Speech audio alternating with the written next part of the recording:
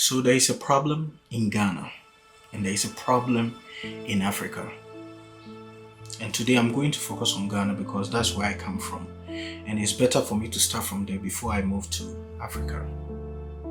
You see, there is a problem. Now, whether or not we know what the problem is one thing. And whether or not we know where the problem is coming from is also another thing. Now, as for the solution, we are going to put it aside for now because it is said that the first step in solving any problem is to realize that there is a problem. So now, let's look at what the problem is. 68 years since independence. And where are we? Are we moving forward? Now, some people will say that we've improved. How? Because we are still having problems in the country that it shouldn't take any country 10 years to solve these problems. After 68 years, we still have power outages. What is the size of Ghana? We have water, we have wind, we have sunshine. What else? We have all the minerals, we have crude oil to be able to power Ghana without our lights going off. But look at the size of Ghana. After 68 years, we still have power outages. That when businesses need power to run their businesses, they cannot have it because, for whatever reason. After 68 years, we still have places in Ghana that do not have access to clean water. With all the water bodies we have, Dubai only has the sea. But me being here, the tap has not cut off ever since I came here. 4 years. The light has never gone off for 4 years. 68 years. And where are we? Look at our roads. This is not roads that we can even boast of.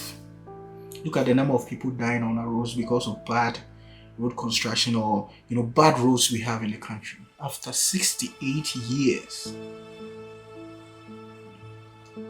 Look at our healthcare industry. There are places that patients do not have beds to sleep on.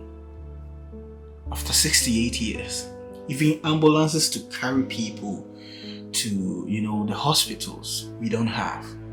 After 68 years. Look at our security. Now people are dying, people are being killed. They are saying that people, other nationalities are coming in and committing crimes. And what is our security agencies doing about that? After 68 years, we are still facing these problems.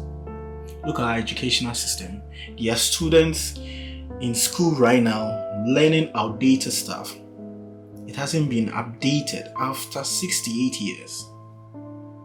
There are students in school who doesn't even have access to basic infrastructure, chairs to sit on after 68 years. And people would argue that we've moved forward. Where? 68 years. We've not gone anywhere. That is a problem.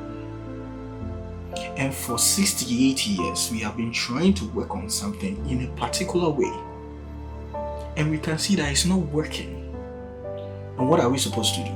Change the method. But what are we doing? We are still sticking to the same thing after 68 years. What do we have that we can boast of? Even all the things that Kwame Nkrumah built before he was overthrown is nowhere to be found. Most of them are not even being used. Most of them have been destroyed. After 68 years, what are we doing as a country? And now we say we want to do AI. Even basic infrastructure, electricity and water, with all the resources that we have, after 68 years, we are still having these problems. Whereby there are countries who lack the resources that we have, and they are able to provide this to their people without any shutdown after 68 years. we need to sit up. We need to look at the problem carefully. Try to understand it and where it is coming from, because right now we can see that after all these elections, with all the different people coming up, the problem is not being solved, which means that is not where we need to look at. There's a problem somewhere, and we need to rectify that problem. So I want us to take this time to sit down as a people, Ghanaians. Let's sit down and think about this. There is a problem, and it's not what we think. We need to really sit down and rethink what the problem is, because 68 years, it shouldn't take any country that long. And you know, the strange thing is, this thing is happening in 54 countries on one continent. That should tell you something. No African country, after their independence, can tell us that they've improved. We are all one whole continent with 54 countries are being considered third world countries or underdeveloped countries. How many years? For how many years? Look at Saudi Arabia. What do they have? They've never invented anything. You don't see them building cars, but they are not considered third world countries or underdeveloped countries. That should tell you something. There is a problem, and we need to really think about it. Let us first understand this problem, get to know what the problem is. Then we look at how or where the problem is actually coming from. Then from there, we try to find a solution. So that is all this video is about. I just want us to, address what the problem is. And then in the next one, we look at where the problem is really coming from, because we can see that whatever we've been trying for the past 68 years and counting isn't really working. It is not working. It's not this 4 years that is it will not work. There's a real problem somewhere, and we will find out where it's coming from. And then once we are able to solve that problem, things will change.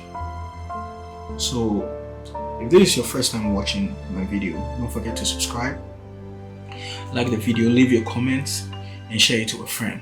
My name is Richard Higoff, and I talk about Africa, innovation, business and improvement, and empowering the African youth. I want to see us grow, but there is a problem and we need to solve it. The way we've been trying to solve it all these years isn't working, which means there is a problem with the method, and we need to change it. So thank you for watching, and catch you guys in the next one. Peace.